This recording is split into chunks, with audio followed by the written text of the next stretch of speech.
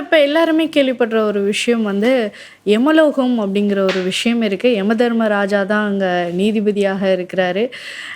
மக்கள் வந்து இறந்ததுக்கு அப்புறம் அங்க வரக்கூடியவர்களுக்கு அவங்க பாவ புண்ணியங்கள் கணக்கின் அடிப்படையில அவங்களுக்கு சொர்க்கமா இல்ல நரகமா அப்படிங்கிறது தீர்மானிக்கப்படுது.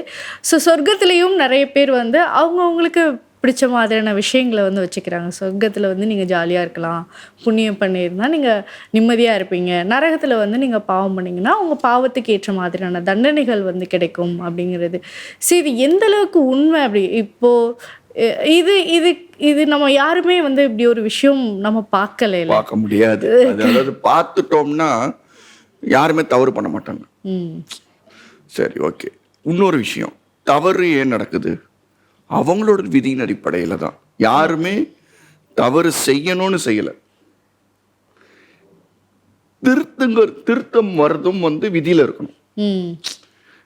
பிறப்பிலேருந்து இறப்பு வரை ஒரு மனிதனுக்கு அனுபவமே கிடைக்கல, பக்குவமே வரல அப்படின்னா அதுக்கு அவனை மட்டும் குறை சொல்லி பிரச்சனை இல்லை. அவன் கொண்டு வந்த கர்மா அப்படி. ம். சில பேர் பணம் பணம் பணம் பணம் பணத்துல மட்டும் ஆசையா இருப்பாங்க. சில பேர் புகழ் புகழ் புகழ் புகழ் புகழை மட்டும் ஆசையா இருப்பாங்க. சில பேர் மற்றவனை அழிச்சிட்டு நம்ம வாழணும்னு ஆசையா இருப்பாங்க.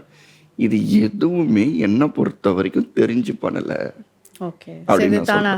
தானாகவே அவங்க விதியில ஏற்படுது. சரி, அப்போ யமலோகம் அப்படிங்கிறது என்ன? யமலோகம் தான் உங்களுக்கு விரிவரைக்கப்படுது. யமலோகம் அதாவது 7 லோகங்கள் உண்டு.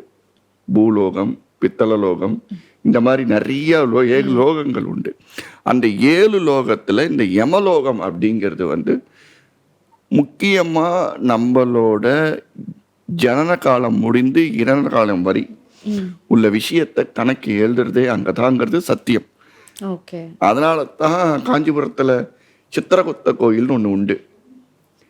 கேதுவோட ஏதாவது ஒரு பிரச்சனை இருந்தாலும், கேதுவோட ஏதாவது ஒரு மைனஸ் இருந்தாலும் அங்க போய் வேண்டிதான் நடக்கும்னு சொல்லுவாங்க. ஏன் அப்படின்னா கேது 12ல இருந்தா முக்தின்னு ஒரு கதை ஒண்ணு இருக்கு. ஆனா கேது 12ல இருந்தா போதும் முக்தி கிடையாது. லக்னாதிபதி நல்லா இருக்கணும், லக்னாதிபதியோட இது நல்லா இருக்கணும், 8ஆம் இடம் நல்லா இருக்கணும், அந்த கேதுக்கு சுப பார்வை இருக்கணும், குருவோ சுக்கிரனோ, இந்த மாதிரி நிறைய கணக்குகள் இருக்கு.